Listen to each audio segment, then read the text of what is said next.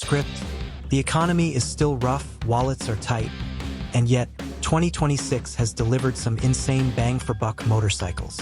So here are the best brand new bikes you can buy for under $10,000.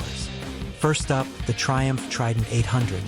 I roasted it before, but let's be honest, Triumph read the room perfectly.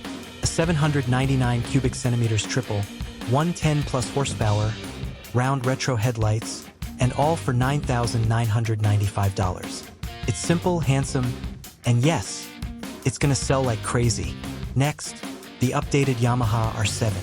Same bulletproof CP2 engine, but now with a 6-axis IMU, quick shifter, revised suspension, TFT dash, and still only $9,399. Still lightweight, still razor sharp, still a killer all-rounder. Third, Honda Rebel 1100. A cruiser that actually feels alive. 1,084 cubic centimeters, massive torque, Honda reliability, and still $9,699. Put an exhaust on it and the thing absolutely wakes up. Fourth, Triumph again. Speed Twin 900. Pure classic charm. The clean retro silhouette, the velvety 900 Twin, and somehow still $9,895. This is the mature rider's first bike dream. Number 5, Suzuki GSX 8R.